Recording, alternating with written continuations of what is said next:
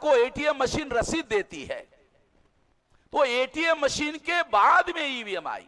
EVM पहले नहीं आई, पहले एटीएम आई, एटीएम के बाद में ईवीएम आई। अगर एटीएम के बाद ईवीएम आई तो ईवीएम बनाने वाले कंपनी ने एटीएम की टेक्नोलॉजी ईवीएम में क्यों नहीं लगाई? एटीएम की टेक्नोलॉजी अमेरिका से, यूरोप से, जापान से, जर्मनी से लाने की जरूरत नहीं है। टेक्नोलॉजी हमारे देश में ही अवेलेबल है। तो ईवीएम मशीन बनाने वाले कंपनी ने एटीएम की टेक्नोलॉजी ईवीएम में क्यों नहीं लगाई? पहली बात। और दूसरी, जब ग्राहक को एटीएम रसीद दे सकती है तो ईवीएम मशीन वोटर को वोट डालने के बाद किस कैंडिडेट को वोट दिया उसकी रसीद क्यों नहीं देती?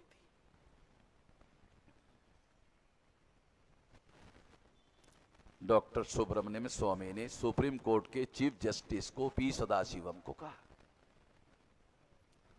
पी सदाशिवम को लगा है तो बात तो तर्कसंगत है, कोई सबूत होना चाहिए उसको कि उसने किस कैंडिडेट को वोट दिया। जैसे बैलेट पेपर पर आंखों से दिखाई देता है कि मैंने इस कैंडिडेट को दिया, वैसे ईवीएम मशीन में दिखाई नहीं देता। कोई तो व्यवस्था होनी चाहिए। बाद में यह सोचा गया कि अगर रसीद दे दी जाए तो गांव में एक गरीब आदमी होता है, उसके पास चौधरी पहुंच जाएगा, जमींदार पहुंच जाएगा, ताकतवर आदमी पहुंच जाएगा, पहलवान आदमी पहुंच जाएगा, क्रिमिनल गुंडा पहुंच जाएगा और उसको बोलेगा कामले किसको वोट दिया? कामले बोलेगा तेरे कुछ दिया दादा, तेरे कुछ दिया। नहीं नहीं, तेरे पास वो रसीद होगी ना वोट देने वाली, वो देखा, वो देखा। इसलिए चुनाव आयोग ने यह निर्धारित किया कि रसीद देना वोटर की सिक्योरिटी को खतरे में डालना है, इसलिए देना खतरनाक है, दिखाया जाना चाहिए ताकि इंश्योर किया जा सके कि हाँ उसने किस कैंडिडेट को वोट दिया। इसलिए पेपर टेल मशीन में डिस्प्ले बोर्ड आया कि देख लो और खातरी कर लो कि हाँ तूने जिसको दिया बराबर उसी पर मोहर लगी है कि नहीं लगी है। ये चेंज किया गया। डॉक्टर सुब्रमण्यम स्वामी ने जब सुप्रीम कोर्ट के जज को कहा, चीफ जस्टिस को कहा, तो जस्टिस ने कहा ऑर्डर। चुनाव आयोग को आदेश दिया जाता है एटीएम की टेक्नोलॉजी ईवीएम में लागू किया जाए। चुनाव आयोग ने एक नई मशीन बनाई। मशीन का नाम रखा VVPAT। V for voter, V for verifiable, P for paper, A for audit, T for trail. इसका प्रयोग नागालैंड में किया। प्रयोग सफल हो गया, उसका डाटा कलेक्ट किया। 1 अक्टूबर 2013 को वो सारा डाटा सुप्रीम कोर्ट के चीफ जस्टिस के सामने चुनाव आयोग ने रखा। रखने के बाद 8 अक्टूबर 2013 को सुप्रीम कोर्ट ने जजमेंट दिया और पैरा नंबर 29 में जो जजमेंट दिया था उसके साथ साथ पैरा नंबर 28 में एक और जजमेंट दिया। वो जजमेंट क्या है, सुप्रीम कोर्ट के ही शब्दों में आपको पढ़ के सुनाता हूं ताकि आप लोगों को थोड़ा खातरी हो जाए। मैं वकील नहीं हूं मगर आपको जानकारी होनी चाहिए इसलिए बता रहा हूं।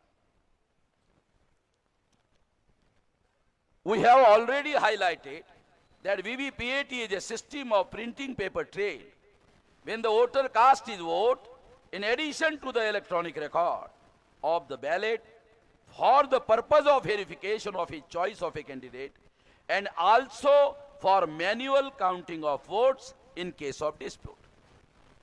इसका मतलब यह है, थोड़ा हिंदी में भी बता देता हूं। सुप्रीम कोर्ट ने कहा वोटर्स जब वोट डालने के लिए ईवीएम मशीन में जाएगा दो जगह रिकॉर्ड तैयार होगा। एक रिकॉर्ड इलेक्ट्रॉनिक रिकॉर्ड होगा, एक रिकॉर्ड कागज का रिकॉर्ड होगा। गिनती इलेक्ट्रॉनिक रिकॉर्ड की ही होगी मगर कैंडिडेट को यह अधिकार होगा कि अगर इलेक्ट्रॉनिक रिकॉर्ड की गिनती उसे मंजूर नहीं है तो वो एप्लीकेशन करके डिस्प्यूट खड़ा कर सकता है कि मुझे ये गिनती मंजूर नहीं है। तो in case of dispute manual counting होना चाहिए। ये ऑर्डर पैरा नंबर 28 में सुप्रीम कोर्ट ने दिया।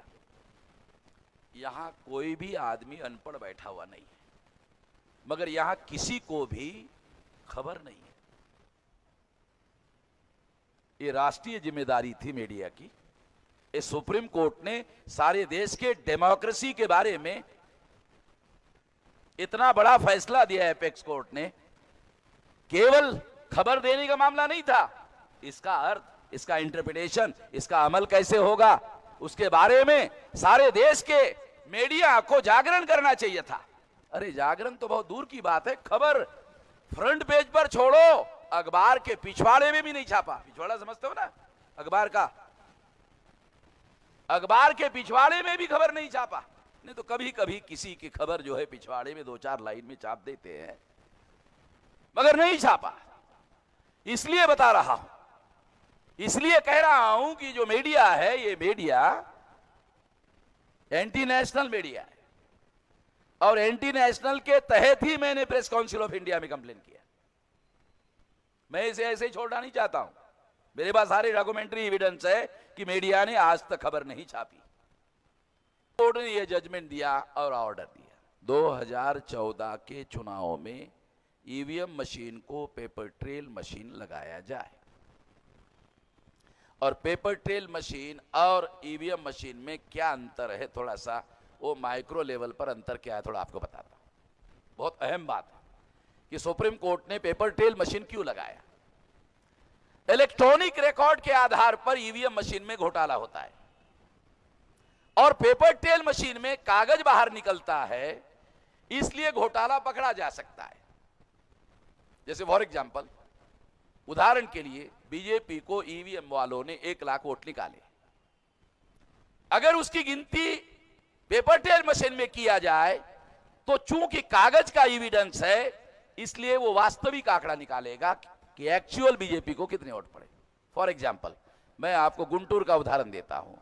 चंद्रबाबू नायडू के एक कैंडिडेट को ईवीएम मशीन ने 1 वोट निकाला और पेपर ट्रेल मशीन ने 194 निकाला। मतलब समझ में आ रहा है आपके?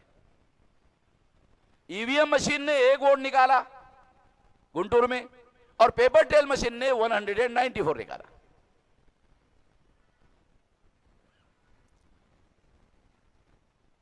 तो इस तरह से ऑर्डर दिया 2014 के चुनाव में। जब 2014 के चुनाव में ऑर्डर दिया कि पेपर ट्रेल मशीन लगाकर चुनाव करवाओ, ईवीएम घोटाला करती है तो पेपर ट्रेल घोटाला पकड़ती है। तो मैंने 2 मशीनों के नाम रखे। ईवीएम मशीन का मतलब है घोटाला करने वाली मशीन, पेपर ट्रेल मशीन का नाम रखा समझने के लिए, घोटाला पकड़ने वाली मशीन, क्योंकि कागज के एविडेंस की वजह से घोटाला पकड़ती है। जैसे ही ऑर्डर आया, चुनाव आयोग को मालूम हो गया, अरे तो सारा घोटाला पकड़ देगी, घोटाला पकड़ेगी। इसलिए चुनाव आयोग ने सरकार को कहा, अब हम आपको साथ सहयोग नहीं करेंगे।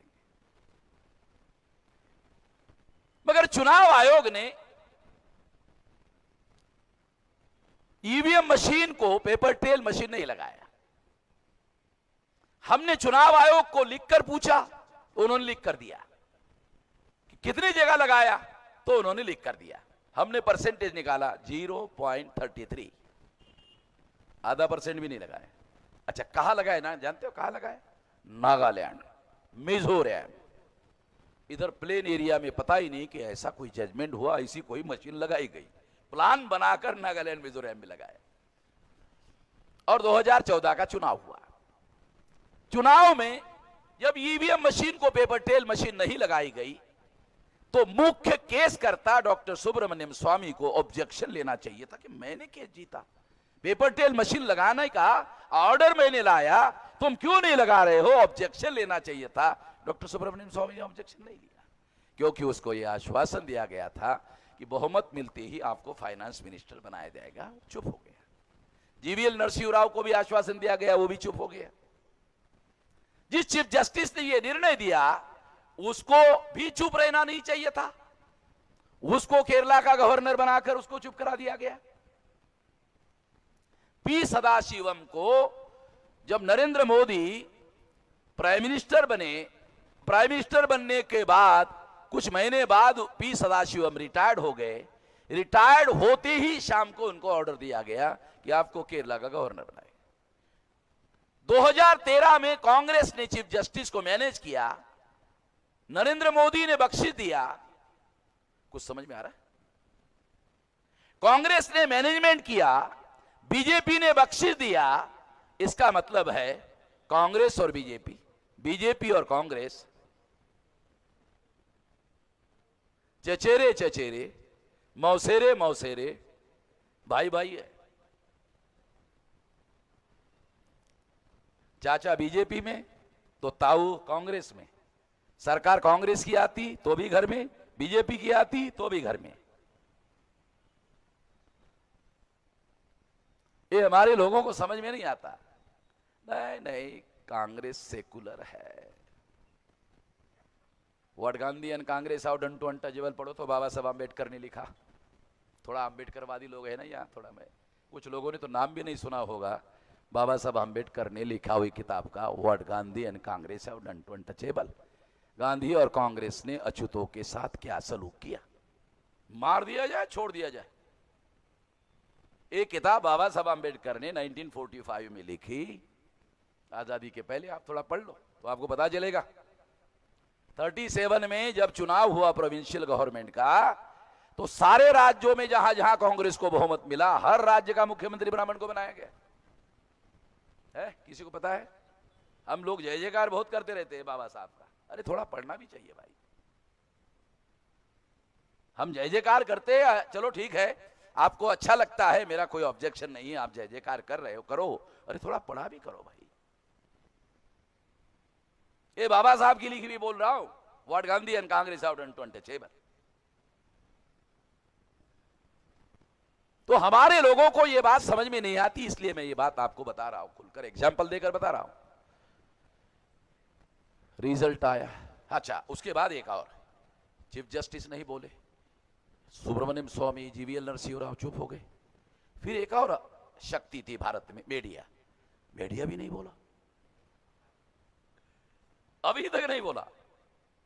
मैंने कई जगह ऑब्जेक्शन लेने के बाद भी नहीं बोला, क्यों? बहुत खतरनाक बात है। मैं तो ये कह रहा हूं कि कांग्रेस और बीजेपी ने दोनों ने मिलकर गठबंधन करके ये सारा मामला किया, उसके सारे के सारे सबूत मेरे पास है। काल्पनिक बातों के आधार पर नहीं कह रहा हूं। और उसके बाद चुनाव हुआ 2014 में, 16 मई 2014 में रिजल्ट आया। 31% वोट पड़े बीजेपी को और 283 लोकसभा की सीटें जीती। हमने 2014 के चुनाव के पहले किसी राजनीतिक दल को 31% वोटों के आधार पर 272 साधारण बहुमत किसी को मिला, ऐसा डाटा जांच पड़ताल किया। तो किसी भी राजनीतिक दल को 31% वोटों के आधार पर 272 साधारण बहुमत भी नहीं मिला, तो बीजेपी को 31% के आधार पर 283 सीटें, 11 सीटें ज्यादा कैसे मिली?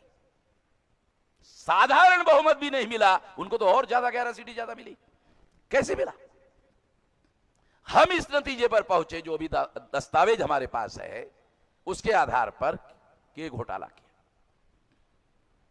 और पकड़ा ना जाए इसलिए पेपर ट्रेल मशीन नहीं लगाई गई। जब हमें यह मालूम हुआ, जून 2014 से हमने इसके विरोध में अभियान शुरू कर दिया और कुछ 15 या 16 को मैंने चुनाव आयोग को लेटर लिखा कि जब सुप्रीम कोर्ट ने पेपर ट्रेल मशीन, घोटाला पकड़ने वाली मशीन लगाने का आदेश दिया, क्यों नहीं लगाया आपने? तो चुनाव आयोग ने मुझे लिखकर दिया, Narendra Modi paper trail machine खरीदी करने के लिए पैसा नहीं दे रहे। लिखा हुआ है मेरे पास, लिखित सबूत के आधार पर बोल रहा, और किसी और ने नहीं, चुनाव आयोग ने लिखकर दिया। मैंने चुनाव आयोग को कहा, भारत सरकार की ट्रेजरी नरेंद्र मोदी के बाप की जागीर है।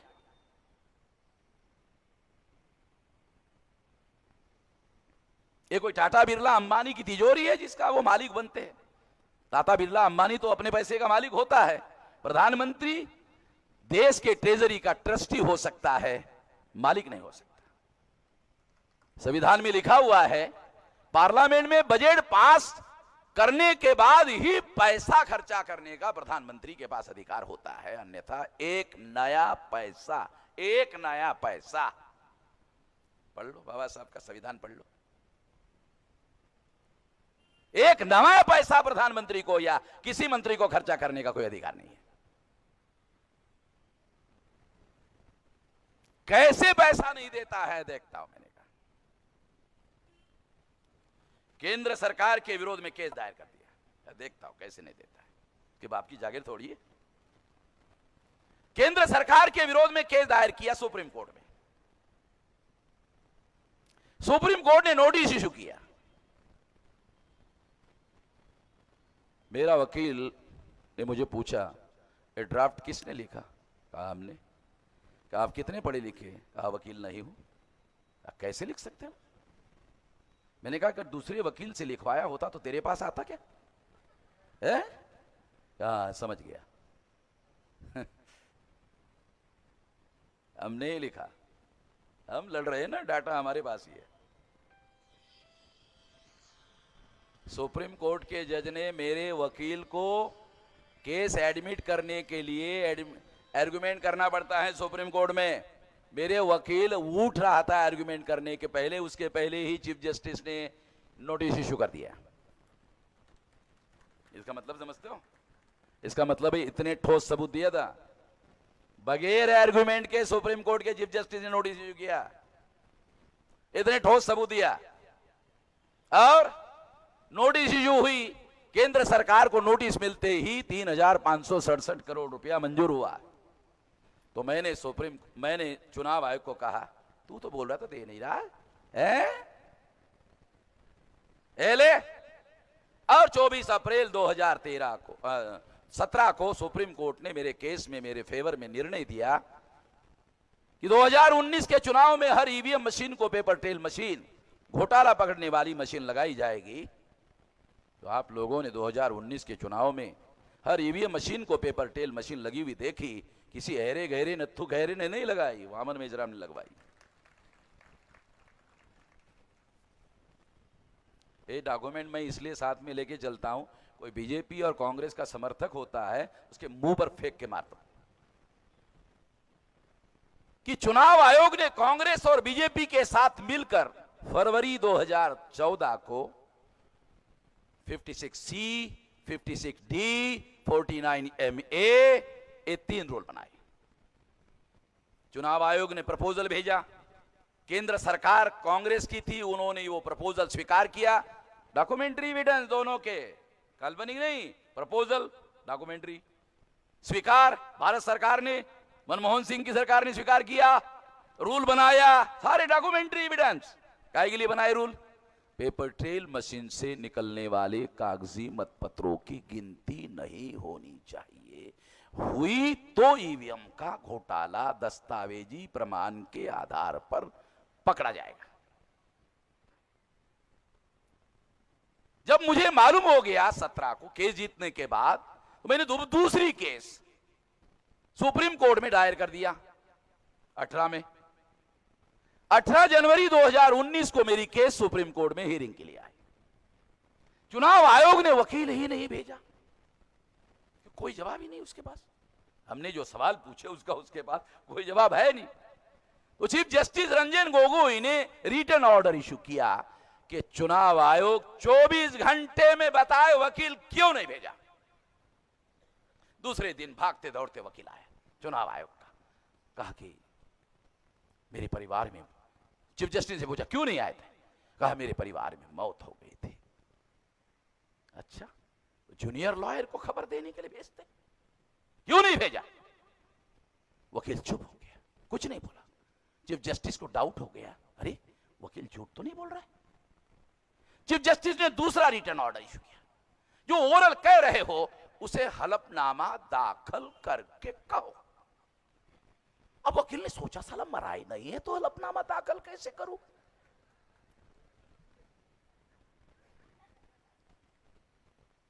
चुनाव आयोग का वकील सुप्रीम कोर्ट में झूठ बोल रहा है ये बड़ी खबर नहीं थी। बड़ी खबर यह थी कि क्यों बोल रहा है। इसलिए क्यों बोल रहा है तो उसकी वजह थी, चुनाव आयोग के पास हमने जो सवाल उठाए उसका कोई जवाब नहीं था, इस वजह से झूठ बोला। उसने हलफनामा दाखिल किया और कहा नहीं मरा नहीं है, बीमार था। रिटर्न है सारे डॉक्यूमेंट, ओरल नहीं बोल रहा हूं। ये ऑर्डर भी सुप्रीम कोर्ट के चीफ जस्टिस के रिटर्न है एविडेंस के पास, क्योंकि साधारण मामले नहीं थे।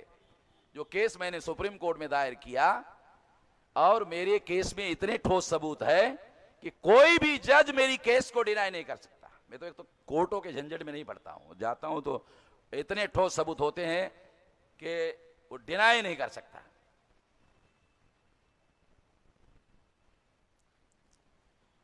उसके बाद कांग्रेस को मालूम हो गया कि वामन मेश्राम ने, सुप्रीम कोर्ट ने 56C को चुनौती दिया, और अगर सुप्रीम कोर्ट ने स्वीकार किया तो 2019 के चुनाव में बीजेपी चुनाव हार जाएगी। अगर बीजेपी चुनाव हार जाएगी तो ब्लेम कांग्रेस पर आ जाएगा कि कांग्रेस ने बीजेपी के साथ, आरएसएस के साथ जो समझौता किया, 2 बार तुम घोटाला करो, 2 बार हम घोटाला करते, तो हमारी मदद नहीं की, ऐसा आरोप कांग्रेस पर आ जाएगा। इसलिए कांग्रेस ने मेरी केस को सैबोटेज करने के लिए फरवरी 2019 में सुप्रीम कोर्ट में केस दायर कर दिया। कोई वजह नहीं थी, क्योंकि रूल उन्होंने बनाए थे।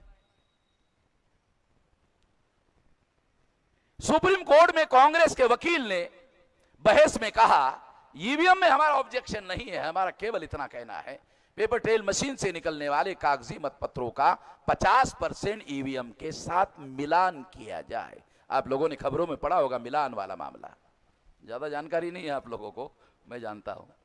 मिलान किया जाए 50%। मेरे वकील ने सुप्रीम कोर्ट में कहा, पैरा नंबर 28 में सुप्रीम कोर्ट ने 100% रिकाउंटिंग का ऑर्डर दिया, मैन्युअल काउंटिंग का ऑर्डर दिया, आप 50% की बात क्यों कर रहे हो? अरे 100% का ऑर्डर 8 अक्टूबर 2013 को मैन्युअल काउंटिंग का दिया है, आप 50% की बात क्यों कर रहे हो? कांग्रेस को तो बीजेपी को मदद करने के लिए करना था। इतने में जब तीसरी बार बहस हुई कोर्ट में, मेरे वकील ने मेरे केस के ऊपर 1.5 घंटा बहस करने के बाद चीफ जस्टिस रंजन गोगोई ने चुनाव आयोग के वकील तिवारी को कहा, जवाब दो। तिवारी ने कहा, मैं तो होमवर्क करके ही नहीं आया हूं।